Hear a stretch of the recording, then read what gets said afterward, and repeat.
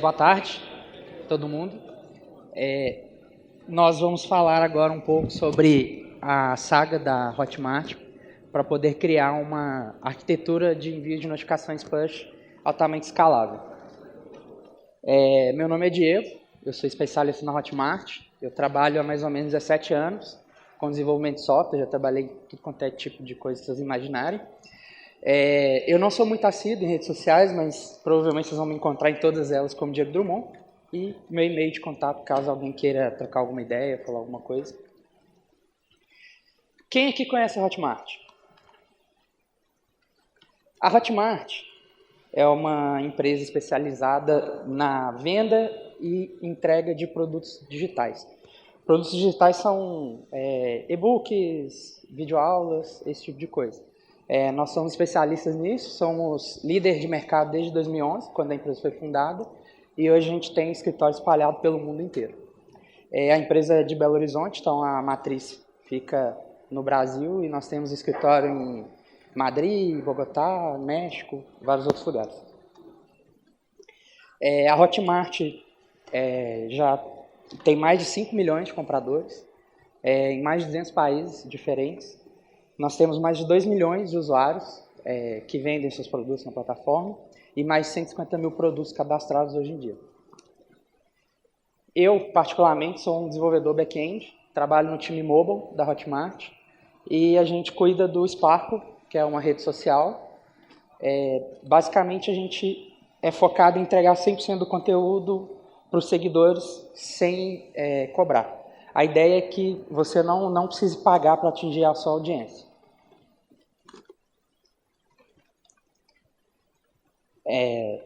Eu vou fazer um breve histórico de como que a arquitetura foi evoluindo ao longo do tempo e mostrar como que ela ficou hoje. Então, vamos supor um cenário que um usuário criou um novo post de vídeo. O aplicativo fazia uma API, uma chamada, a API HTTP, via REST, com os dados.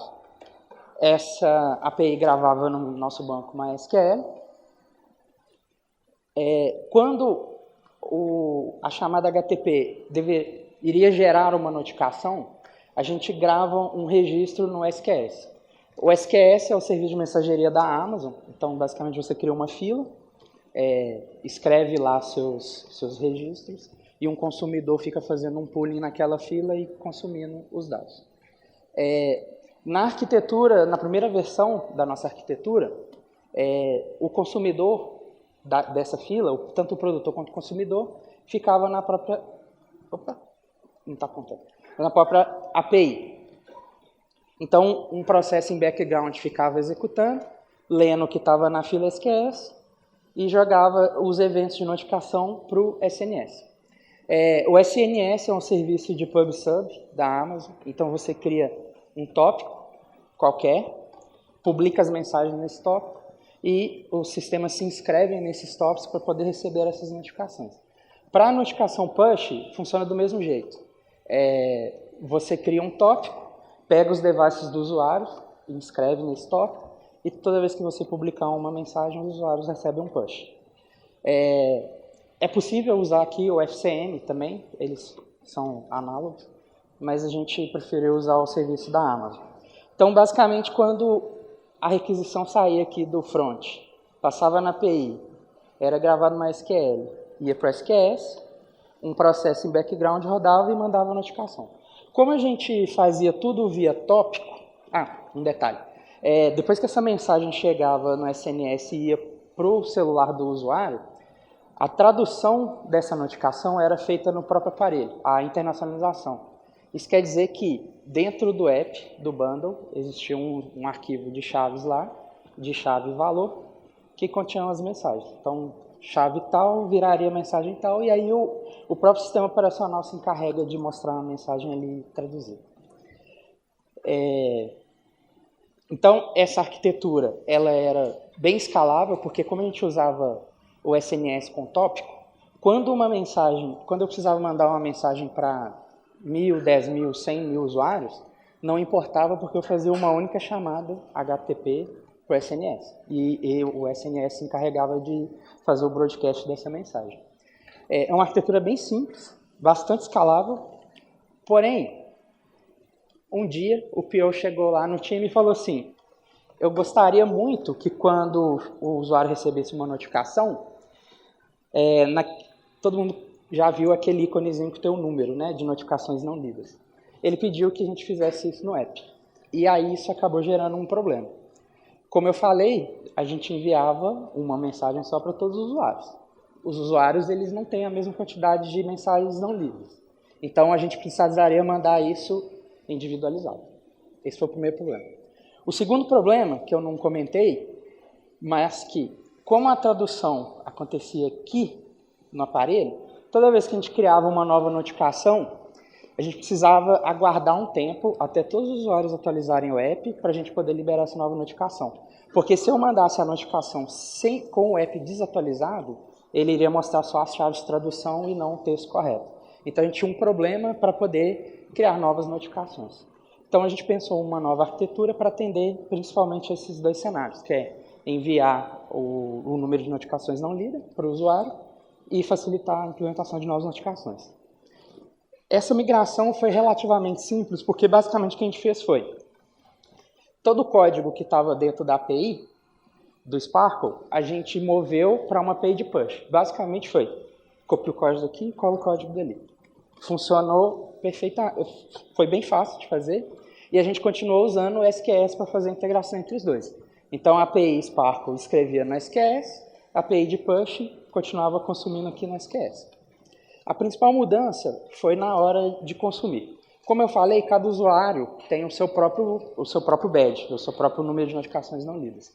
Então, é necessário que a gente mande as notificações individualizadas. Tem outros jeitos de fazer isso, mas eu falo mais pra frente. Então, o que a API passou a fazer é o seguinte. Quando eu recebia uma notificação, eu precisava ir ao banco, descobrir quais seriam os destinatários daquela notificação e quebrar isso em várias chamadas ao SMS. Então, basicamente, o nosso problema que era bem simples, que era pegar um evento simples e falar assim, SNS, entrega para todo mundo esse cara aqui. A gente precisou fazer uma iteração, um loop, em todos os seguidores do conteúdo, por exemplo, para poder mandar a notificação. Então, o custo computacional disso é um pouco maior, bem maior, né? Porque o cara pode ter 10, 20, 30, 100 mil seguidores, e eu estou falando que eu vou fazer agora 100 mil chamadas a essa API. E um detalhe. Agora, como a gente estava mandando a mensagem individualizada, eu conseguiria mandar o push já na linguagem do usuário. Como a gente tem a informação gravada nessa base, bastava eu pegar a língua que está no cadastro do usuário, traduzir a mensagem e entregar para ele. Então a gente passou a ter o envio individualizado das mensagens, contendo o badge, e traduzida do lado do servidor. Então a internacionalização não era mais do lado do cliente, eu poderia criar uma notificação a qualquer momento e enviar para o usuário sem precisar esperar a atualização do app. Aí, o FIRE é um evento da Hotmart de marketing digital. Ele acontece todo ano em Belo Horizonte e é um público enorme. Nós lançamos a versão 2, estava funcionando perfeitamente, e no FIRE teve umas palestras falando sobre o Sparkle e tal, então gerou um boom de acesso na nossa API. E para a gente, quanto mais acesso, mais notificação. Basicamente é isso. As pessoas começam a postar mais, fazer comentário e tal, então a gente gera mais notificações. E aí o que aconteceu? Como a gente estava compartilhando o banco aqui, nesse ponto, o número de notificações começou a afetar o desempenho do MySQL que a API usava. Então, basicamente, a experiência do usuário começou a ficar ruim, a fila de notificações começou a aumentar e o cabelo de todo mundo em pé durante o evento, a gente tomou uma decisão. Foi até rápido, a gente recodificou durante o evento mesmo e subiu a versão em produção, na loucura total. A gente criou uma read réplica do banco, MySQL, e a API de push passou a ler só desse banco e não mais do banco de write. Então a gente conseguiu uma melhor escalabilidade da API de push, e a gente não afetava mais a API do Spark. Um outro detalhe é que esse cara aqui, ele escalava horizontalmente, porém a gente usava EC2. Essa parte aqui, o escalonamento das máquinas era meio manual, a gente ia lá, subia outras máquinas, e ele escalava horizontalmente.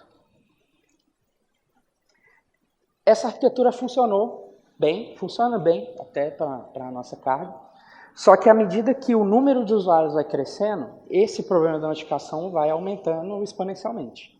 Porque quanto mais usuários eu tenho, mais servidores eu tenho, mais notificação eu vou gerar, e esse problema vai só crescendo. Então, a gente, pensando a longo prazo, começou a arquitetar uma solução que fosse mais escalável possível. E aí a gente começou a fazer um desenho de uma arquitetura serverless, que é o que está servindo hoje o Spark. Ela já está no ar, já tem uns 3 meses mais ou menos, e está funcionando há contento. Voltando ao nosso cenário, o usuário gera uma requisição lá na API.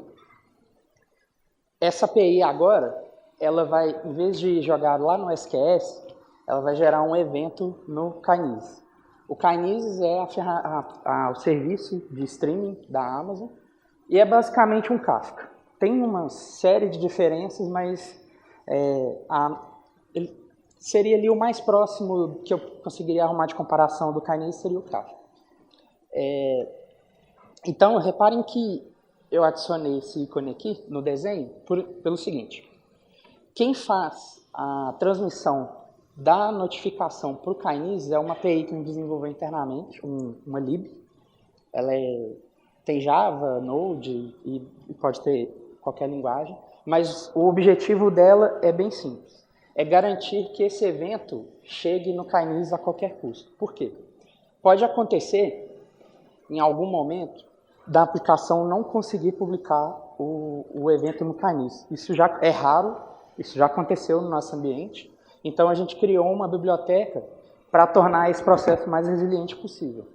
Então, toda vez que a biblioteca não consegue publicar no Kinesis um evento, ele pode tentar uma série de novos conectores e tentar entregar isso por outros mecanismos. Um dos mecanismos que nós utilizamos são filas SQS. Então, caso o evento não vá para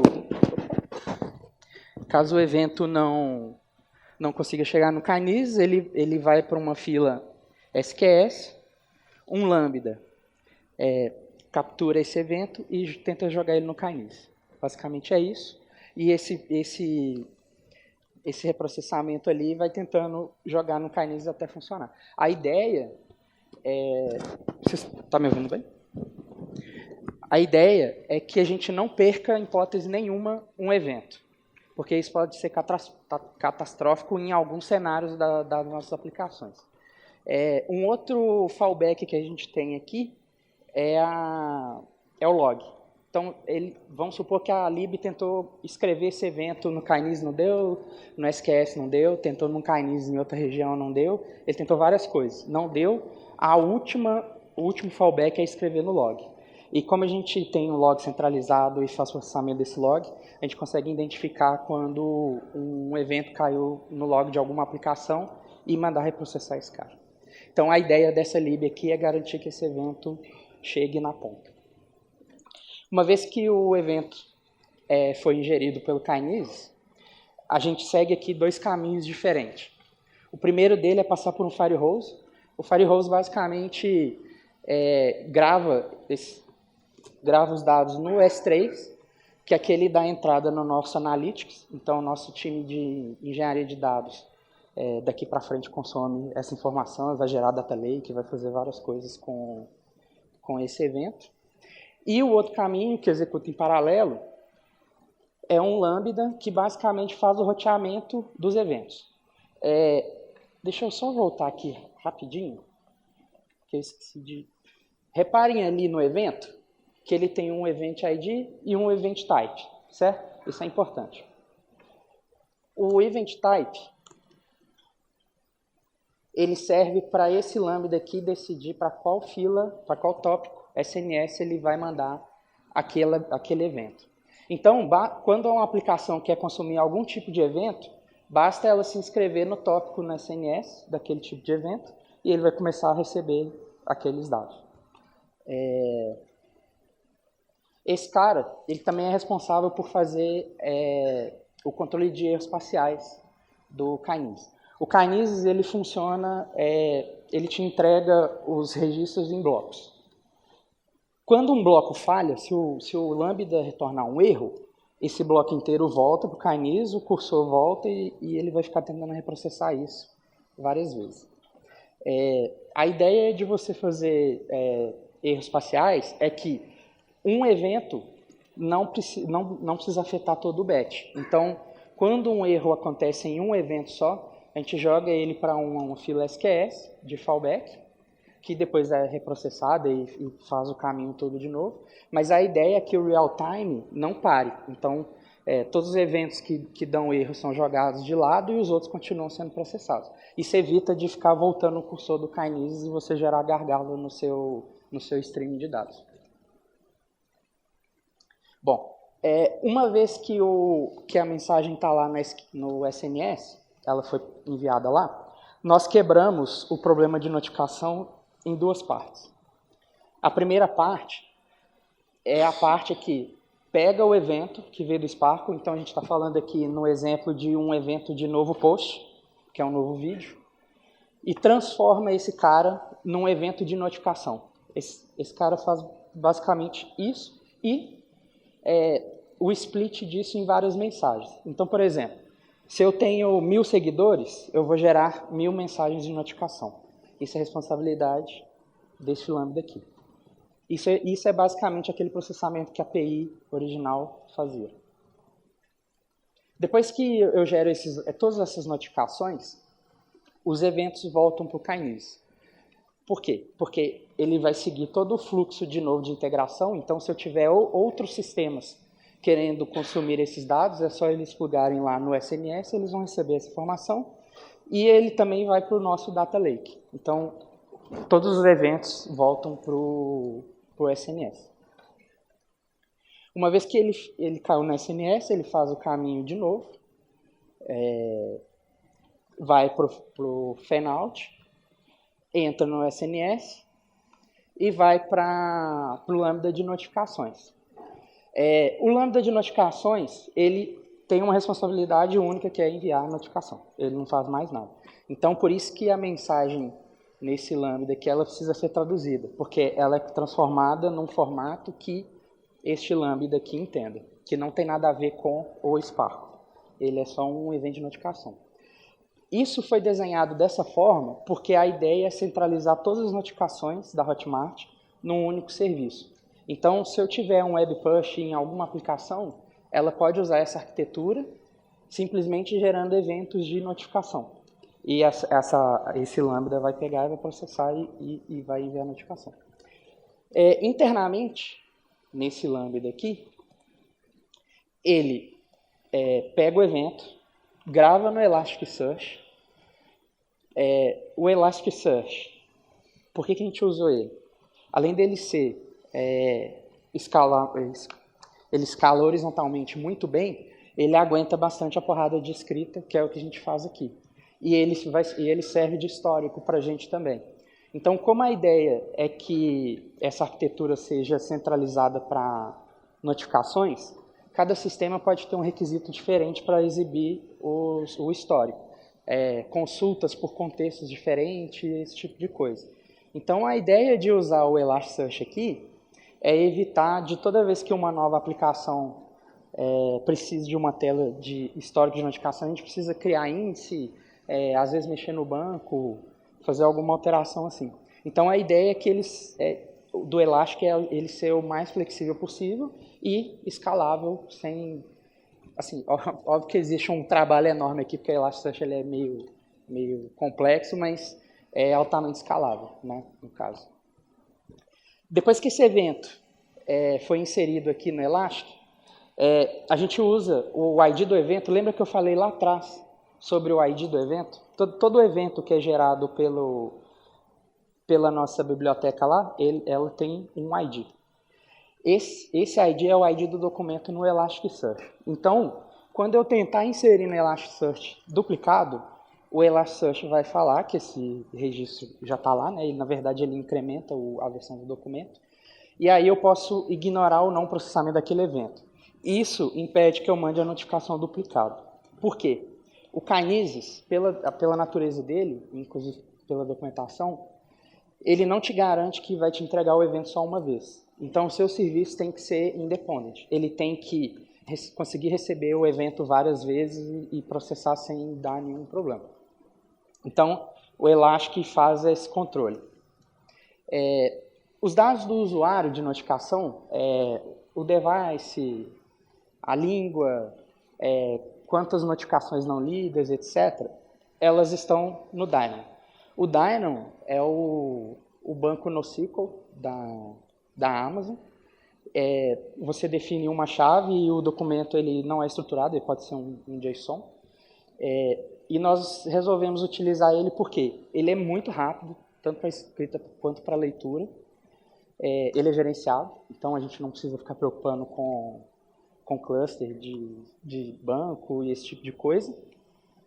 Ele cobra por uso, isso é importante.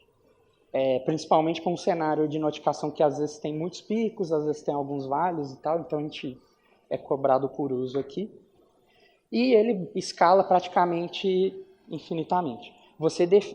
O que acontece é que quanto mais você escala, mais você paga. Mas aí, à medida que o negócio vai crescendo, isso vai se pagando, né?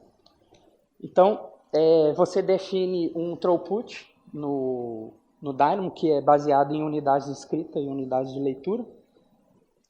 E aí, por isso nós decidimos escolher o Dynamo.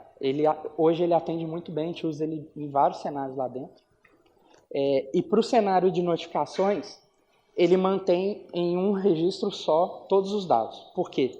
A gente faz acesso sempre pela chave do usuário. Então, toda vez que o Lambda de notificação vai enviar um push, ele pega todos os dados do usuário, de uma vez só. Por quê? Aqui dentro eu tenho a configuração se ele inativou ou não aquela notificação.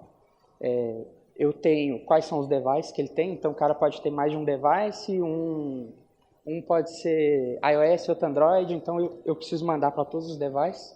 Então, numa query só, a gente traz todos os dados. E a gente faz isso também em batch. Assim que entra uma lista, um conjunto de notificações para processar, ele vai no banco, busca todos de uma vez e depois só vai fazendo o processamento. Um detalhe que eu não comentei é que, para melhorar o throughput todo da solução, nesse ponto aqui não está dando para ver, mas ali no SNS, no Lambda de Fanout, quando ele vai jogar no SNS, todos os registros que são do mesmo tipo, ele agrupa e faz uma chamada só no SNS. Então, evita da gente ficar, por exemplo, vamos supor que o Kinesis mandou para o Lambda 1000 eventos. Vamos supor que daqueles 1000 eventos tem 50% de um tipo e 50% do outro.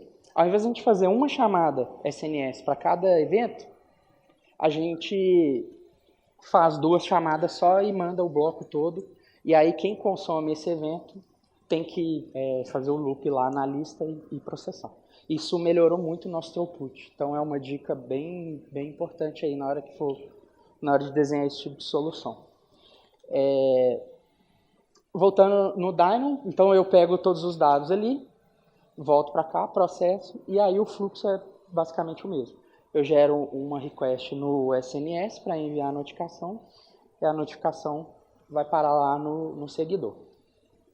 Em relação ao Fanout aqui, você pode estar se perguntando, mas para que vocês fizeram isso se o Kinesis é um streaming de dados? Você simplesmente pluga ali os seus consumidores e faz o processamento do evento. O Kinesis ele tem uma particularidade, ele não funciona igual o Kafka, então eu não consigo criar grupos de consumidores. Então o que iria acontecer se eu plugasse esse Lambda e esse Lambda aqui no Kinesis direto, ele iria enviar para os 2 Lambdas todos os eventos. Ele não iria filtrar. Então, eu iria gastar tempo de processamento no Lambda para processar aquele cenário que eu falei de 50%, 50%. Eu iria processar 50% de nada, porque esse dado é irrelevante para um Lambda e relevante para o outro. Então, essa técnica, você acha até ela no blog da Amazon, ela é muito utilizada principalmente para reduzir custo. Então, em vez de escalar os charges com vários lambdas rodando em paralelo, eu jogo tudo no SNS e aí o SNS vai se preocupar em entregar as notificações para cada usuário.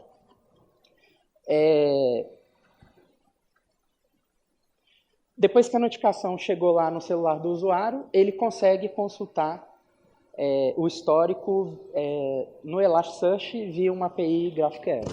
Então, basicamente, essa foi a arquitetura serverless, né, que a gente desenhou. Ela funciona bem hoje, ela já está no ar já tem um tempo, ela aguenta uma escala bem grande. Alguns pontos que talvez a gente vai precisar mexer em breve, né, a arquitetura não é bala de prata e ela não vai durar para sempre.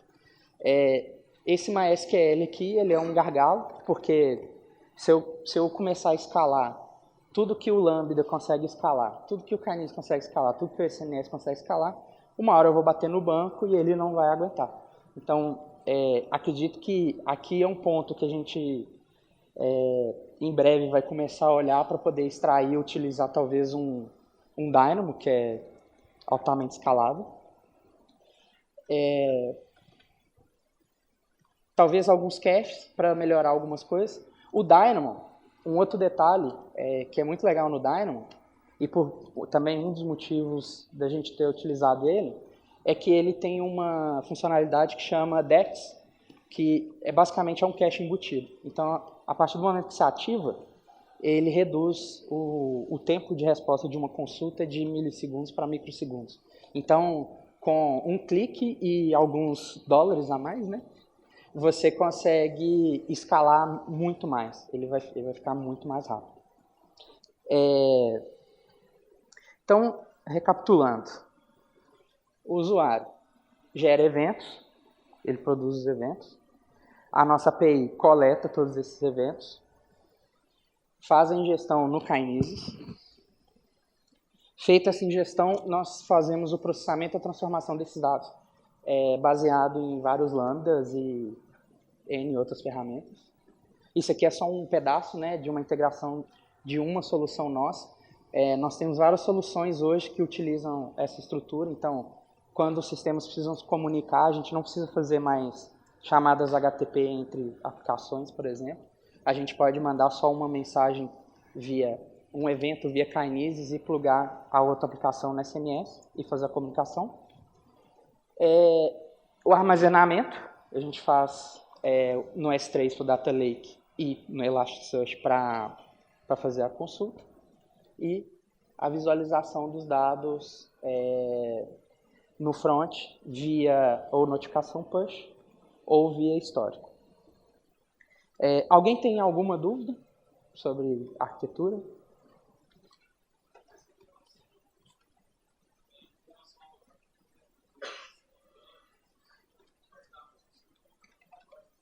Tá. Essa pergunta é legal. Eu não sei se todo mundo escutou, mas ele perguntou qual que é a relação de custo entre as duas soluções. Hoje, aqui, nós estamos utilizando três nós aqui, três data nós. É um pouquinho mais caro do que o MySQL que a gente estava utilizando. Assim, o MySQL não morreu, né? Mas com o tempo a gente precisaria escalar ele provavelmente, e aí dobrar essa máquina ia ficar infinitamente mais caro. Então, o Elasticsearch aguenta uma porrada muito maior do que o MySQL, num custo ali um pouco mais razoável. A outra solução, ela exigia que eu ficasse executando servidores EC2 o tempo inteiro, mesmo que eu não tivesse nada para processar.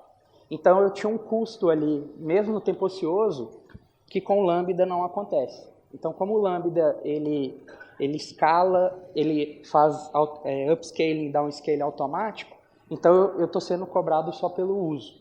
Então, em linhas gerais, dependendo do do seu tráfego, vai ser mais barato do que ficar mantendo 3, 4, 5 máquinas EC2 funcionando para conseguir aguentar a mesma pancada.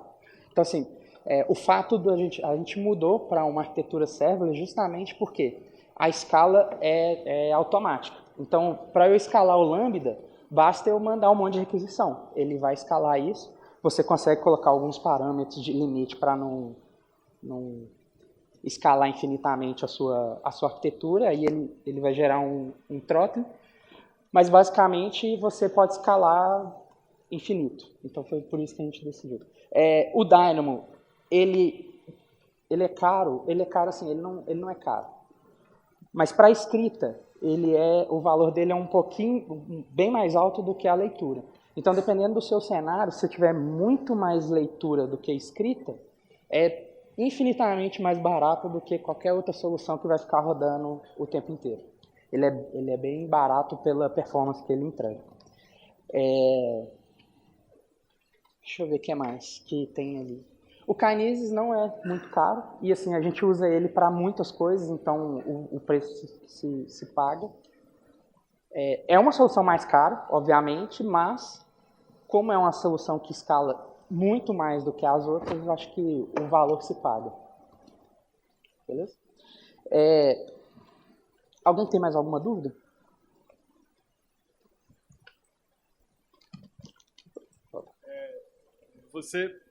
Desculpa. Você está mostrando aí e acabou de comentar sobre o Dynamo, e é claramente uma arquitetura um pouco mais cara, mas é para aguentar mais a porrada. Eu queria saber como que se vocês já estão usando a feature nova do Dynamo, que é o On Demand, ou se vocês estão fazendo auto-scaling, ou se vocês provisionaram uma coisa muito alta lá e vão na mão de vez em quando.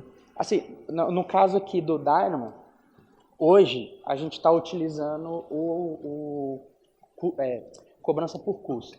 Por quê? A gente está esperando ainda ter uma base histórica de uso para poder definir o throughput, as unidades de leitura e escrita. Porque se a gente definir um valor muito alto, a gente vai ficar pagando 100% do tempo por um valor alto. O auto-scaling, ele é legal, mas ele talvez não funcione para esse cenário. Por quê? A gente precisa de um delay muito baixo para entrega de notificação. Porque se o usuário criar um post lá e eu entregar a notificação 4 horas depois, talvez aquela notificação já não faça nem mais sentido. Então, a ideia dessa arquitetura é ter um delay muito baixo. Então, inicialmente, a gente está usando o Dynamo escalando não automático, mas a gente está cobrando por custo, então ele escala. Se a gente receber uma porrada de 100 mil notificações em um segundo, ele vai escalar infinito. Vai ser cobrado por isso. Mas dentro do nosso cenário, fica mais em conta do que a gente provisionar tudo. Porque ainda não é uma escala estável, né? A gente tem uns bursts gigantes e depois dá uma parada e depois tem outros picos. Então, para a gente faz sentido. Aí, quando a gente tiver uma linearidade, aí a gente já consegue definir mais os throughputs dele e ajustar. Bacana. Uma outra pergunta é sobre os lambdas. O que vocês usaram lá? Python, Node, Go? Esses lambdas aqui, os 3, tá? Nesse cenário. Os 3 são em Java. Nem todos os lambdas que a gente usa lá são Java. E esses 2 aqui, o Fanout usa Java puro, ele não tem nada demais. Como ele é um roteador de mensagem, ele precisa ser muito rápido. Então o pessoal otimizou ele o mais possível, usou o menos possível de recursos para ele rotear essa mensagem o mais rápido possível. Os nossos tempos de resposta aqui são todos abaixo de 1 segundo. Mesmo que o número de eventos aumente absurdamente, o tempo é estável, o tempo de entrega ali no SNS. Então esse cara, ele é Java puro. Esses 2 aqui, eles foram a gente usou nele o Spring Cloud Function, não sei se alguém já ouviu falar, mas o Spring Cloud Function basicamente define um modelo de programação em que a entrada dos eventos não interessa. Então, o mesmo evento pode ser tanto o código que você escreve ele pode rodar tanto como um web server, como uma função, né, que roda na nuvem, como um job, por exemplo. Então você foca só na implementação do seu código de negócio. É legal, funciona bem, você realmente foca só no código de negócio, você esquece de Amazon, de Google Cloud, qual que é a entrada do serviço. Porém, a versão 1, que foi a versão que a gente usou aqui, ela tem um problema de cold start. O cold start, toda vez que você chama o Lambda uma vez, a primeira vez, na verdade, ele tem um tempo de inicialização. Esse tempo de inicialização ele é afetado pela linguagem, né? O Java, por exemplo, tem um bootstrap um pouco maior do que o Node, por exemplo. Além disso, a memória afeta. Então, o custo do Lambda é relacionado à quantidade de memória que você reserva a ele. Então, porém, toda vez que você aumenta a memória, a Amazon aumenta os recursos daquela máquina. Então, por exemplo, você coloca 512 de RAM, provavelmente eles vão te dar um core só, de 1024 e pouca rede. À medida que você vai aumentando a memória, o processamento, o I/O e a rede do Lambda aumenta. Então, quando você começa a falar ali de lambdas com 2 megas de memória mais ou menos, tem benchmark na internet que mostra que a linguagem importa bem pouco, assim. Eles funcionam razoavelmente bem. Então, o Cloud Spring Function em Java, ele tem um probleminha que ele afeta o cold start. A versão 1. A versão 2 reduziu em, acho que 5 vezes o tempo de cold start. Mas mesmo assim, o cold start é coisa em um Lambda com 2 GB de RAM é coisa de 10 segundos. Então, para esse cenário nosso, ele afeta um pouco, mas não muito, porque é só na primeira chamada ou no autoscale. Então, na primeira chamada vai gerar um delay, mas nas outras o tempo vai ser bem linear. Porque quando o Lambda morre, quando ele termina de processar, não morrer, quando ele termina de processar, a Amazon mantém ele em um estado idle lá, ele fica parado, só que o contexto do Spring está todo startado, está tudo funcionando. Então, na próxima requisição, o contexto já vai estar no ar, então ele vai funcionar direto. Mais alguma dúvida em relação a esse pedaço aqui? Diga.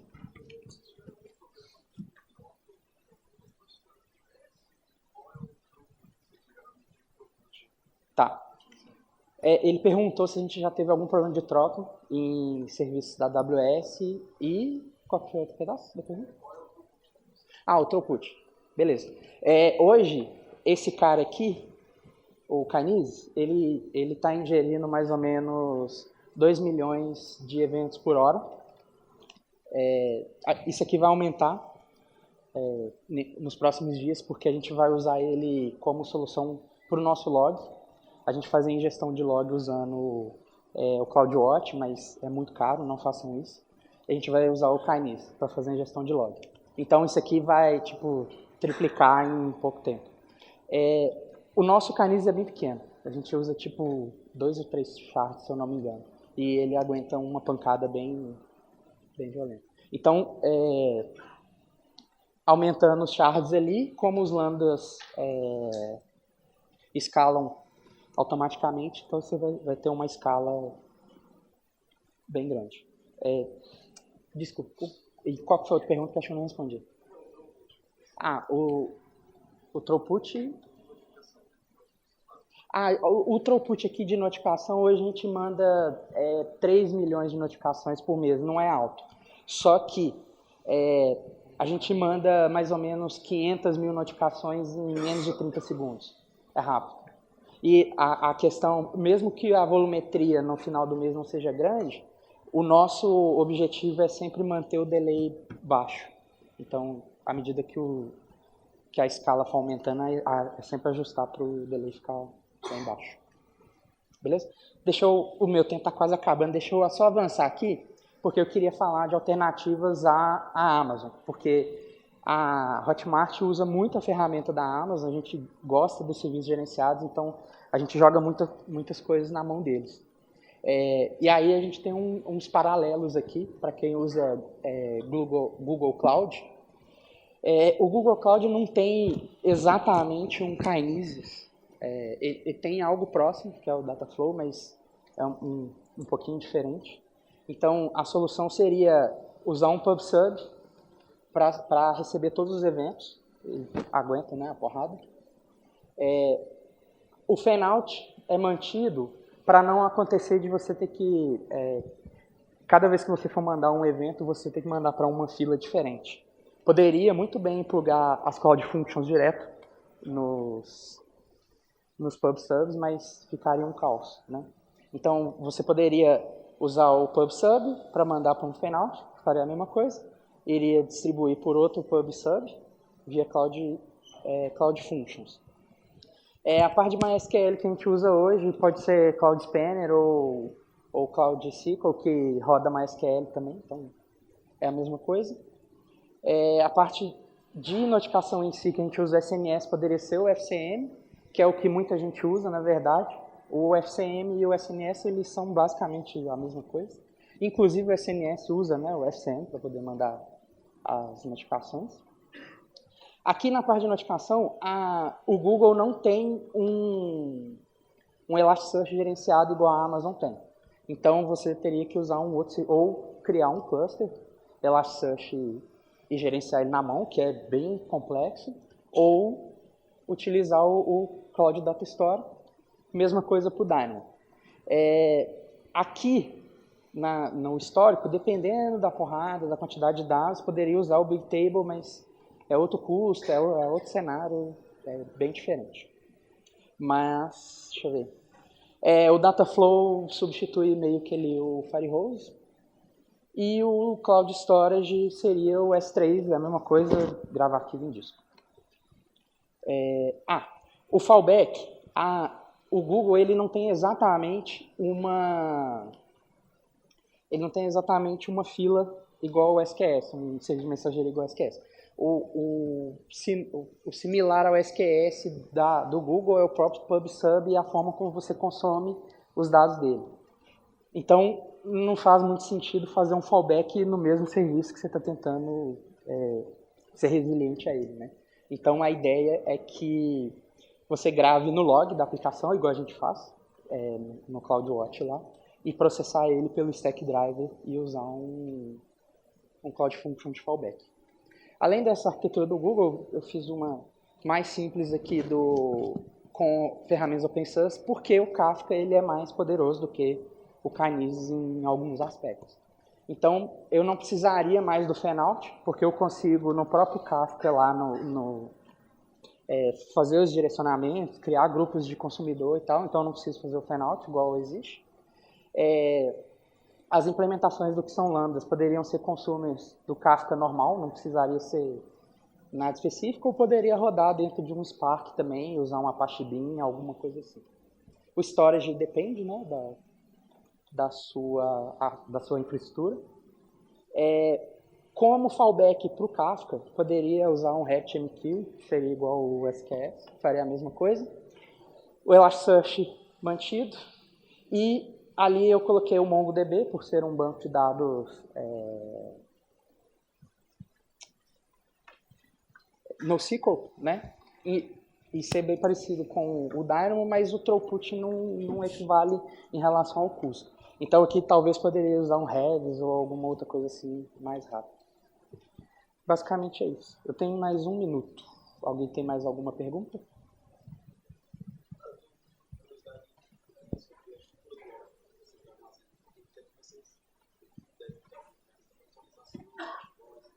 Aham.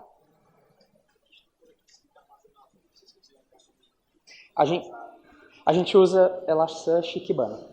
Basicamente é isso. A nossa aplicação gera o log em formato JSON. Esse log é ingerido. Tem um Lambda que faz um pré-processamento nele para formatar algum dado. Às vezes chega um log que não está em JSON, então estrutura ele certinho e grava ele no Elasticsearch. Aí a gente usa o Kibana. Isso aqui é um problema que log é igual mato, né? Vai brotando log de tudo quanto é aplicação. Mas ele aguenta. A gente faz várias métricas nele, ele aguenta bem a pancada. Então, basicamente, é Elasticsearch Kibana, que é o que a gente usa para fazer o monitoramento disso com log. Beleza? Obrigado.